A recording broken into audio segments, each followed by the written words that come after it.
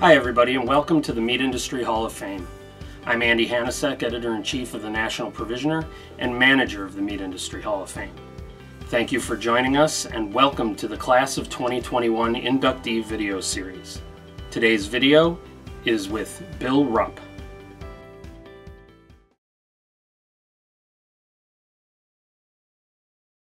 There's not many things that happen to me anymore that just totally take me off my game, but the call I got was sure one. That was a call that I really did not expect. So, and then to try to put it in perspective, I went to the website and just toggled back through the years of folks who've been inducted into the Meat Industry Hall of Fame, and gosh, I tell you, it's pretty humbling. Pretty humbling to think that I can be mentioned in that group of people. So I still think I'm a little seeing stars a little over that deal. It was surprising.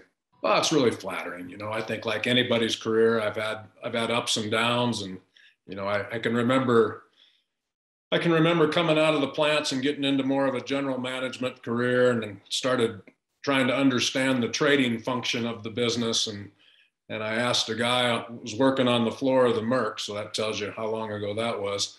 I said, what's the definition of a good trader? And he said, one more good trade than bad trade. And I think that's maybe to some degree the definition of a good career, because you're going to make some mistakes. You're going to have your ups and downs. And I think, you know, maybe I had a couple more ups than I did downs. And so it's really flattering to get recognized, you know, by your peers and by people that you've looked up to your whole career. So it's just humbling. It's the best way I can say it.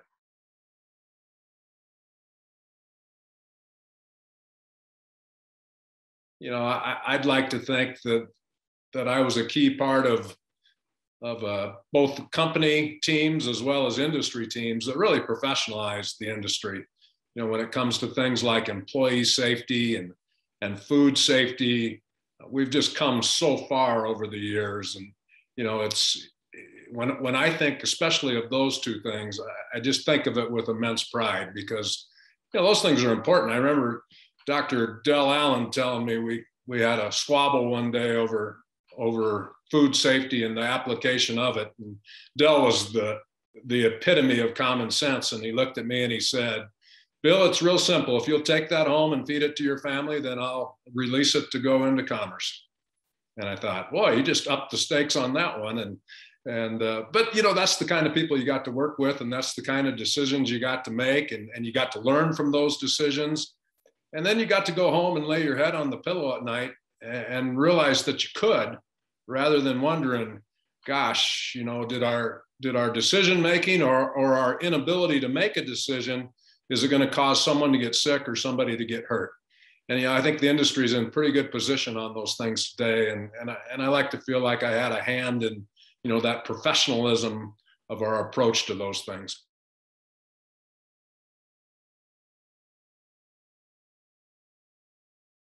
You know, it's funny. I think I look at the industry now with greater excitement than I ever have. I look at the industry now and I think of three words: talent, technology, and money. And so I look around, you got all these young people out there that are so much smarter than we ever were. And I think, man, how fun would it be to have these folks on your team? What could you do with folks like this on your team?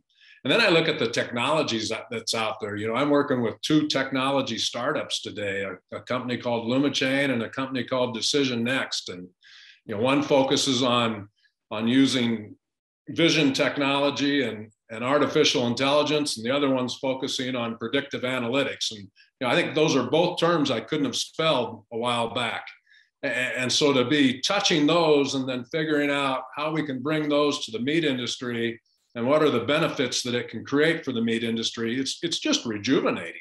I mean, it's really exciting to see those things, and who knows how many more, and then wonder how they're going to impact this industry 3, 5, 10 years down the road.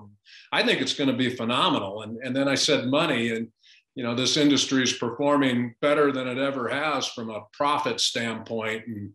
And you know, money is an enabler too. And when you got the money, and you can pour it back into the industry and into the business, that return can be, 100-fold, 1,000-fold, who knows? But it's a great time, great opportunity. So I'd tell you, I'm as jazzed about this industry as I've ever been. I'm kind of playing in it where I want to play in it. And I'm meeting new people that, are a lot smarter than I am and can teach me new things every day. So it keeps me young, keeps it fun.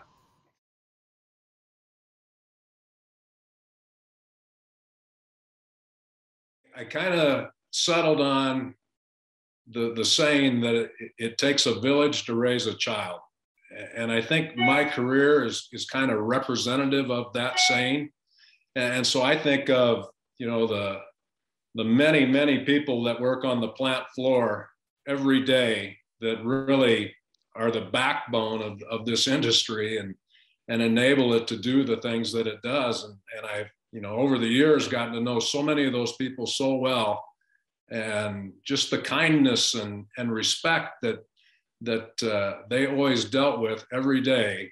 That would be the first group that I'd have to point out. And then I think of, the supervisors and managers that taught me the business as I came up through it. I think of the executives that, helped me move from being a tactical guy to a more strategic guy. I think of the producers and the feeders who, are really part of this industry, and sometimes I think don't feel that way. And, they're key. And every time I sat down with those guys, I always thought, man, they are taking a lot more to bed at night. When they lay their head on the pillow at night, they got a lot more swimming around in it than I think I do. And so tremendous respect for those people. And, then I think of the customers and the consumers that enable us to do what we do.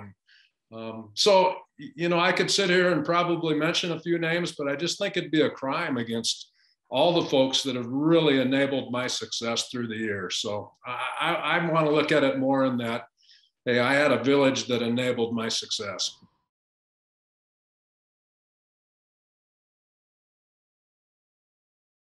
Well, I think it starts with my wife, Dorinda, and my three kids, Megan and Jake and Nick. Dad was gone a lot, a whole lot. And they kept it together. I mean, they really kept what was going on at home between the ditches and made it work. And I think they're all better young people for it. And, my wife probably yearns for those days a little rather than having me working downstairs from where she is these days. And, but, they just did a great job and they freed me up to do what I really dreamed of doing and what made me tick. So I really appreciate them for their support.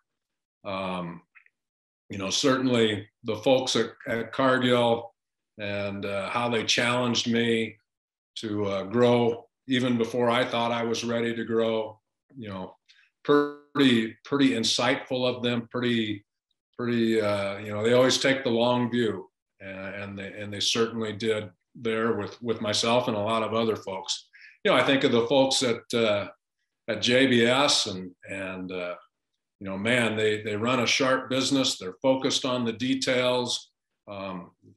You learn not to leave any stone unturned from those folks and how they operate the business. So, just good folks everywhere you go. And to me, that's the exciting thing about this industry is over the years, we did so much business on the shake of a hand, whether it was buying cattle or it was selling a truckload of tenderloins. We could do it by the shake of a hand. And how many industries can say that? And, and it's still that kind of way. When someone tells you in this industry that they're going to do something, you take it to the bank, it's going to happen. So, it's just really impressive people from that standpoint. I always said, hey, I've never been the smartest guy in the room. And, maybe in the beef industry, we're not the smartest industry in the room, but I think we do a lot of things with mutual respect. And I think we get some pretty good results through doing it that way.